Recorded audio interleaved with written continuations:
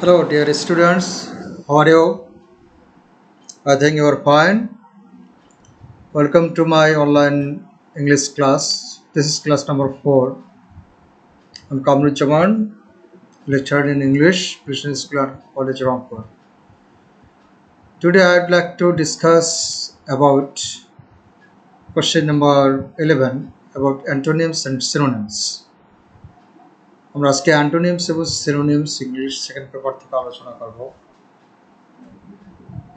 Antonyms এবং synonyms কিভাবে answer করতে হয় এবং কিভাবে এগুলো আমরা ইমপ্রুভ করব সে বিষয়ে মূলত আজকে আমি আলোকপাত করব। আমরা সেদিকে যাচ্ছি। Look at the screen. How to solve synonym and antonym. Number 1. Passage based meaning বুঝতে হবে, অর্থাৎ তোমাদের যে প্রদত্ত প্যাসেজটি দেওয়া থাকবে সেটির ওপর ভিত্তি করেই মিনিংটি ভালো করে বুঝতে হবে। নাম্বার 2, সিনোনিম এবং অ্যান্টোনিম এর আনসার সেম পার্টস অফ স্পিচে হবে। সিনোনিম এবং অ্যান্টোনিমের আনসার সেম পার্টস অফ স্পিচে হবে, অর্থাৎ অ্যান্টোনিম যে পার্টস অফ স্পিচে আছে সিনোনিমও সেই পার্টস অফ স্পিচে থাকবে, সিনোনিম যে পার্টস অফ স্পিচে থাকবে অ্যান্টোনিমসও সেই পার্টস অফ স্পিচে থাকবে। নাম্বার 3, আনসারগুলো অর্থাৎ এ থেকে যে পর্যন্ত সিরিয়ালি উপর থেকে নিচ পর্যন্ত লিখবে। নাম্বার 4, আনসার বিভিন্ন রকম হতে পারে, এক একজন স্টুডেন্টের আনসার এক রকম হতে পারে, সে বিষয়ে তোমাদের উদ্বিগ্ন হলে চলবে না। Number 5, do not right double answer. কোনো ওয়ার্ডের আনসার ডাবল হতে পারে, সেক্ষেত্রে তোমরা যেটিকে বেস্ট মনে করবে, যেটিকে বেটার মনে করবে, সেটি তোমরা just you will choose only one answer. Don't write double answer. Number 6, singular পেলে সিঙ্গুলার, প্লুরাল হলে প্লুরালে চেঞ্জ করতে হবে, অর্থাৎ অ্যান্টোনিম সিনোনিম যে নাম্বারে থাকবে সেই নাম্বারেই তোমাদেরকে দিতে হবে। প্রেফিক্স ও সাফিক্স অ্যাড না করে মূল শব্দ দিয়ে চেঞ্জ করার চেষ্টা করবে। প্রেফিক্স ও সাফিক্স অ্যাড করার চেষ্টা করবে, যদি সম্ভব নয় সেক্ষেত্রে করতে পারো, তবে চেষ্টা করবে সেটি অ্যাভয়েড করে মূল শব্দ দিয়ে, মূল অ্যান্টোনিম বা সিনোনিম দিয়ে পরিবর্তন করা। Here we go. Tips for improving antonyms, synonyms. আমরা এখন দেখব কিভাবে অ্যান্টোনিমস এবং সিনোনিমস এই বিষয়টি আমরা ডেভেলপ করতে পারি, ইমপ্রুভ করতে পারি। Keep a daily notebook with you. যেহেতু এটি একটি ভোকাবুলারির বিষয়, এটি পরীক্ষার আগের রাত্রে ওভারনাইট এটি আয়ত্ত করা সম্ভব না। তোমরা ভোকাবুলারির যত বেশি ডেভেলপ করতে পারবে তত বেশি অ্যান্টোনিমস সিনোনিমস আনসার করতে পারবে। সেজন্য তোমাদেরকে একটি ডেইলি নোটবুক রাখতে হবে, এবং সেই নোটবুকে তোমরা কীভাবে লিখবে সেই থেকে আমরা আলোকপাত করছি। Number 2, right down every word with its parts of speech on the notebook. তোমরা যে শব্দগুলো শিখবে সেই শব্দগুলোর প্রত্যেকটির পার্টস অফ স্পিচ সহ ডেইলি নোটবুকে লিখে রাখবে। Number 3, divide your notebook into 2 parts. তোমার যে নোটবুকটি থাকবে সেটি 2 ভাগে মূলত ভাগ করবে। একটি অংশ থাকবে তোমার academic source. Number A academic source আমরা দিয়েছি, দেখো সেখানে তুমি ইংলিশ ফর টুডে EFT থেকে যে বিষয়গুলো শিখছো সেগুলো নোট ডাউন করে রাখবে। তারপরে তোমার ইংলিশ ক্লাসে যেগুলো হচ্ছে ক্লাসের টিচারদের কাছ থেকে যে বিষয়গুলো তুমি শুনতে পাচ্ছ, শিখতে পারতেছো, সেই বিষয়গুলো নোট ডাউন করবে তোমার ডেইলি নোটবুকে। আর নাম্বার বিটা খুবই important, everyday English means everyday you learn English from different sources. তোমরা প্রতিদিনই কোনো না কোনো ইংলিশ শব্দ তোমরা শেখো বা শিখে থাকো, কিন্তু খাপখালি বশত সেগুলো না লেখার কারণে সেগুলোর বেশি তোমরা সিনসিয়ার না হওয়ার কারণে মনে রাখতে পারো না। সেজন্য তোমরা বিভিন্ন সোর্স থেকে, যেমন তোমাদের বন্ধুদের কাছ থেকে, ইন্টারনেট থেকে, এবং তুমি যখন ফেসবুক ব্রাউজিং করছো সেখান থেকেও তুমি কিন্তু অনেকগুলো ইংরেজি নতুন নতুন শব্দের সম্মুখীন হচ্ছ। সেই শব্দগুলো শুধু একবার করে দেখলেই হবে না, অবশ্যই তোমার ডেইলি যে নোটবুক আছে সেখানে তুমি লিখে রাখবে এবং হোয়াটসঅ্যাপ স্পেশাল লিখে রাখতে হবে।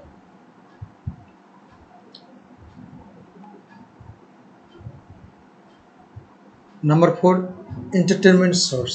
আমরা বিনোদনের মাধ্যমেও প্রতিনিয়ত কিন্তু শিখতে পারি। এনজয় সংস। তোমরা সবাই গান শুনতে পছন্দ করো, মুভিজ দেখতে পছন্দ করো।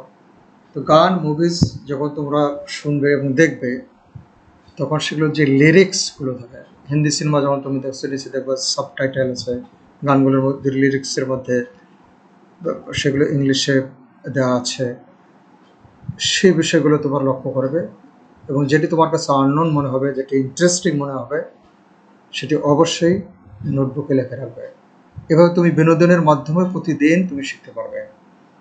আরেকটি বিষয় এখানে লক্ষ্য করে, তোমরা যখন বিশেষ করে ইংলিশ মুভিজ দেখো, ইংলিশ গান শোনো, সেই গানগুলোর মধ্যে হাউ তাদের প্রোনাউন্সিয়েশন, তাদের অ্যাকসেন্ট, সেগুলো লক্ষ্য করবে। এতে কী হবে, ভাষার সাথে তুমি অ্যাটাচড হয়ে যাবে। এভাবে তোমার ভোকাবুলারি অ্যাজ ওয়েল অ্যাজ তোমার অ্যান্টোনিম সিনোনিমসগুলো অসম্ভব রকমের বৃদ্ধি পাবে। Number 5, learn words within a sentence. এটা আমাদের ছাত্রছাত্রীদের একটি কমন মিস্টেক, যে তারা যে ওয়ার্ডগুলো শেখে কখনো সেন্টেন্স লেভেলে শেখার চেষ্টা করে না।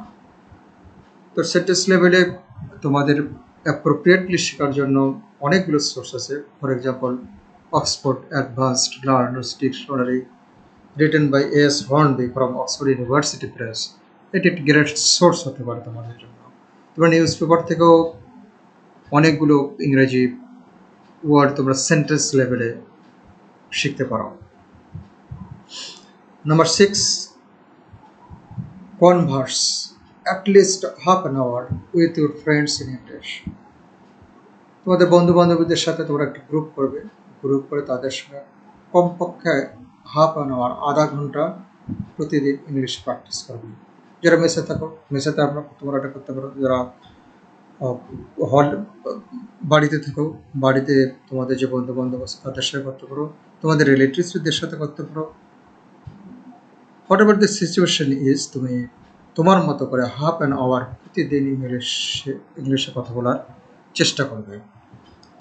এতে তোমার ইংলিশ ভাষার প্রতি অ্যাটাচমেন্ট বেশি তৈরি হবে। Number 7, if possible, converse with native speakers. Of course, native speakers, they are, I think, a great source of learning English and their culture, because language is a parcel of any culture. So how they pronounce, how they accent, how they use words, those are very important. কাজে এখানে বলা হচ্ছে যে if possible, converse with native speakers. যারা native speakers বলতে আমরা বুঝবো যারা ব্রিটিশ, আমেরিকান, যাদের জন্মগতভাবেই মাতৃভাষা ইংরেজি, তাদের সাথে যদি তোমরা কথা বলতে পারো, তাহলে তোমাদের অনেকগুলো ত্রুটি তোমরা সহজেই কাটিয়ে উঠবে এবং তোমাদের ভোকাবুলারি সহ সব নলেজ তোমরা ডেভেলপ করতে পারবে। নাও আমরা আমাদের আসল বিষয়টিতে আসি, সেটি হচ্ছে যে একটি আমরা কোশ্চেনের সমাধান করার চেষ্টা করব। আমরা কোশ্চেনটি আগে পড়ে নেই। এটি হচ্ছে তোমাদের second paper, English second paper, question number 11। Read the প্যাসেজটি পড়ো and then write the antonym or synonym, এবং তারপরে লেখো অ্যান্টোনিম, বিপরীত শব্দ অথবা synonym of the words as directed below. যেভাবে নিচে ডিরেকশন দেওয়া আছে সেভাবে করতে হবে। আমি তোমাদের সুবিধার জন্য প্যাসেজের সঙ্গে লাল কালি দিয়ে অ্যান্সারগুলো লিখে দিয়েছি। যাতে আমাদের ডিসকাশনটা সুন্দরভাবে হয়, সেজন্য জাস্ট এই কারণেই দেওয়া হয়েছে এটা। তো আমি ব্ল্যাক কালিতে যেটি লেখা আছে সেটি আমাদের মূল প্যাসেজ, সেটি পড়ব, তারপরে আমরা অ্যান্সারগুলো আলোচনা করব। Honesty is the antonymous use of dishonesty.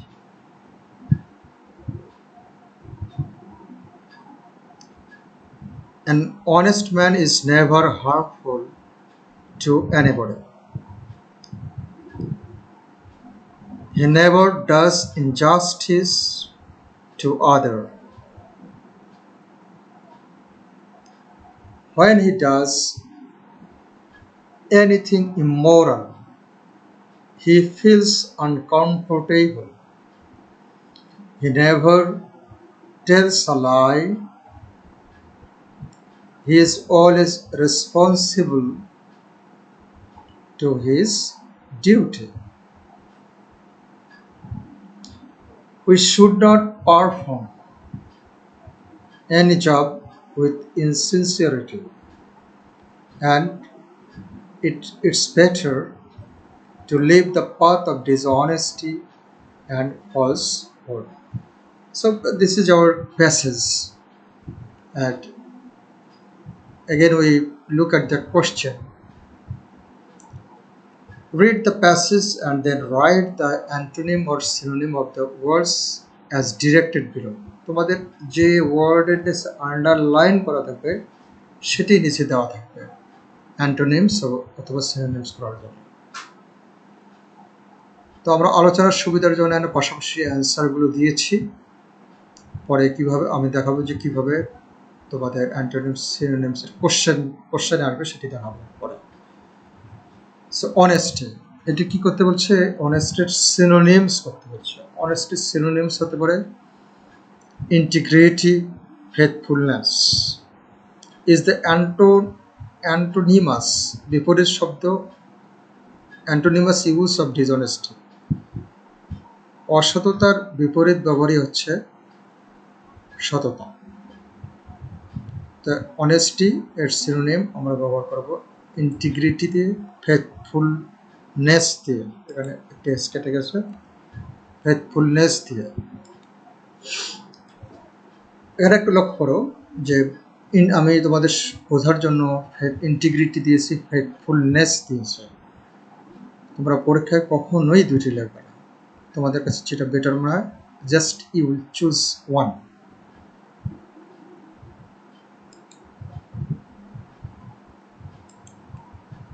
An honest man is never harmful.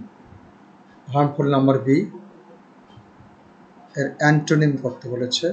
Harmful মানে ক্ষতিকর, তাহলে ক্ষতিকর এর বিপরীত শব্দ হবে অবভিয়াসলি বেনিফিশিয়াল। হার্মলেস, দেখো এখানে হার্মলেস দেওয়া হয়েছে, এটি কিন্তু তোমরা এভাবে লিখবে না। হার্মফুল, হার্মলেস এভাবে না দিয়ে তোমরা মূল শব্দ দেওয়ার চেষ্টা করবে, অর্থাৎ এখানে প্রেফিক্স সাফিক্স ব্যবহার না করাটাই উত্তম। বেনিফিশিয়ালটাই বেটার, তবে ইউজফুলও দিতে পারো, একই কথা প্রযোজ্য। Just you will write one, you will choose one, যখন একটি লিখবে। তোমাদের সুবিধার জন্য, তোমাদের বোঝার জন্য আমি একাধিক অ্যান্টোনিমস এবং সিনোনিমস ব্যবহার করেছি। টু এনিবডি, সো আমরা উত্তরটা একটু জেনে নিই। An honest man is never harmful to anybody, একজন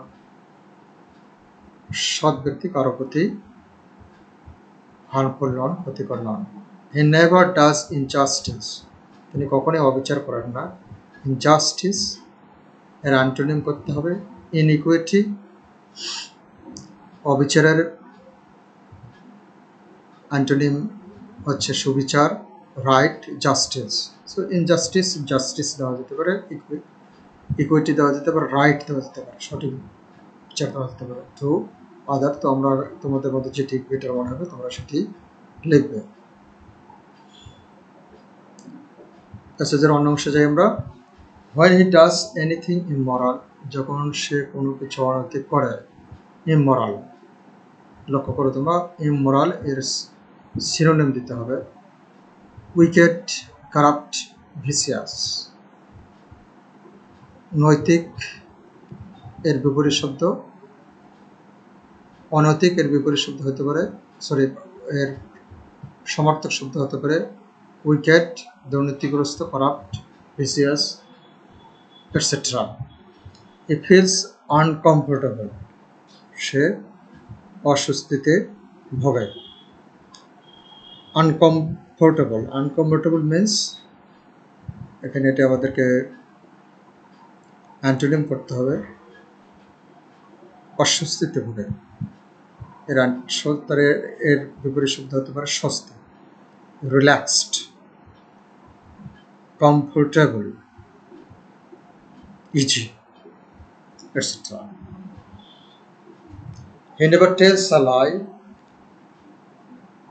He is always responsible.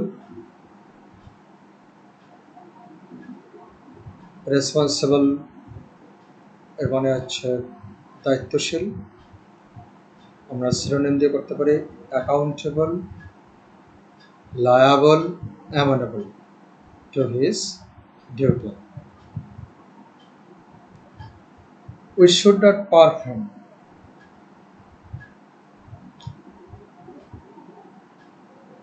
পারফর্মের synonym সম্পাদন করা, অ্যাকমপ্লিশ হতে পারে, অ্যাচিভ হতে পারে, কমপ্লিট হতে পারে। এখানে সেম কথা প্রযোজ্য যে তোমরা যে কোনো একটা চুজ করবে। এনি জব উইথ ইনসিনসিয়ারিটি, অসচেতনভাবে কোনো কাজ করা যাবে না।